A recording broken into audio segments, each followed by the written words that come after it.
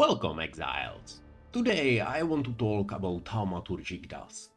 You know, that shiny blue thingy you need for boosting shipments and recon crafting.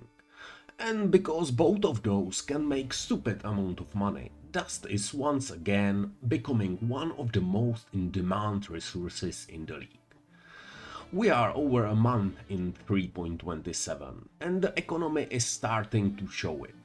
A lot of players quit or slow down, the inflow of fresh unique is drying up, and meanwhile the people who are still playing have already set up their farms in Kingsmarch. And you know how it goes. As long as you have a gold to pay them, they'll grind 24/7 like well-oiled loot machine. So demands go up, supply goes down, and prices? Yeah, they're only going one direction. Last week I made a short video about dust tricks, but for 3.27 I want to go deeper. More detail, more clarity, more clever shortcuts, more useful practical tricks. And because I've realized I'm better at making shorter focused episodes, I decided to turn this into a small mini-series, each covering a different way to get Thaumaturgic Dust, with cheese tricks and the small secrets that actually matter. If that sounds interesting, don't forget to subscribe so you don't miss the next episode. Alright, episode 1, the simplest method of all, just buy it. Dust only comes from one thing, disenchanting items with rock. Okay, there is one other option, but let's forget it exists for now. I'll cover that later. And better the item, the more dust you get. And uniques are king. The common uniques give a few thousand, rare ones can give hundreds of thousands, anti-zeros yields millions. Let's get melting. But here's the part people underestimate. Disenchanting takes time. It doesn't matter if the item gives you 2000 or 2 million dust. Rock takes the same amount of time to process it. And that time is entirely based on your workers. If you need a lot of dust, you'll be processing a mountain of items. So worker quality and worker wages matter more than people think. A wise assignment. Always try to hire level 5 disenchanters, but more importantly, watch their wages. Don't pick up anyone asking for over 1000 gold per hour.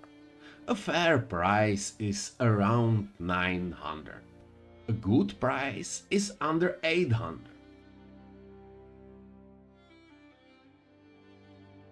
And once in a while you'll meet a hero asking for under 500. A wise assignment. Trust me, that the difference adds up faster than you expect.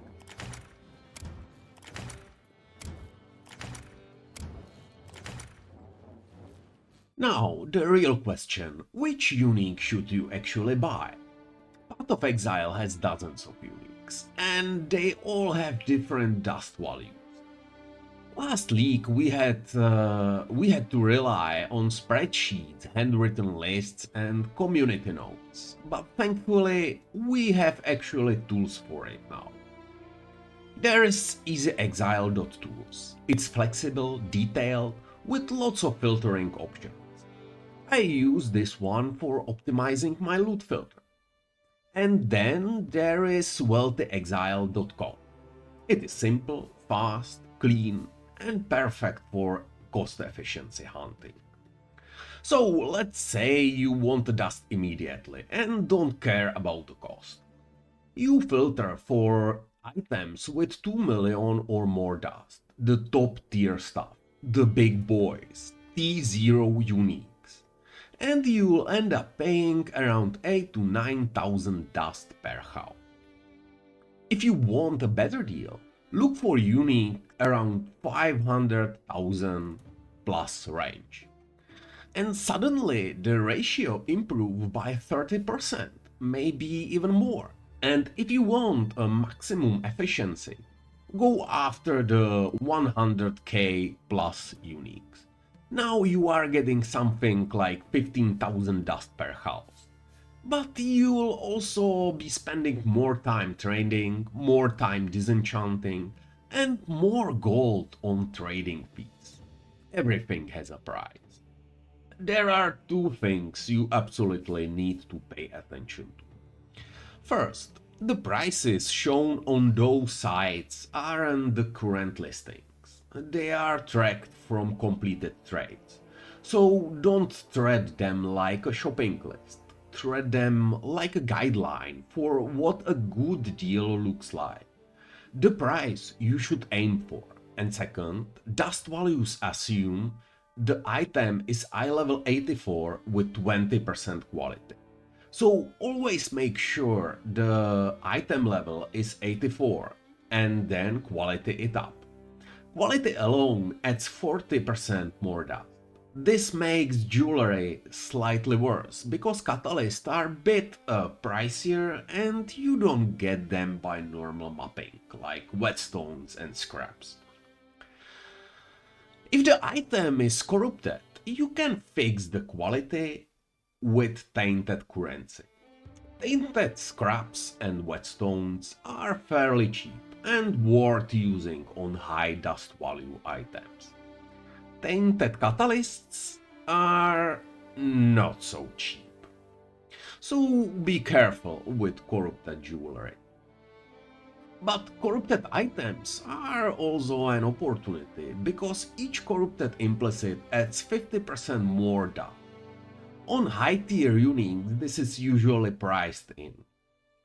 But sometimes you can snipe a lower tier unique with one or two implicits for same or even better price than the clean version. And that's basically free profit. And that's probably everything you need to know about buying uniques for Disenchanting. If I forgot something or you've discovered a crazy trick of your own, drop it in the comments. And for veterans, yeah, I know, nothing groundbreaking here. But I want these foundations to be clear for the newer players, because they will matter a lot in the next episodes. Now, speaking of which, in the next episode, we'll look at how to farm dust directly in maps. I have prepared 3 strats for it. Each is unique with a completely different approach to farming dust in maps. And of course, I will test them, compare the results, and discuss their pros and cons. Thanks for watching, Exile. Good luck out there, and may your workers be cheap and efficient. See you in the next episode.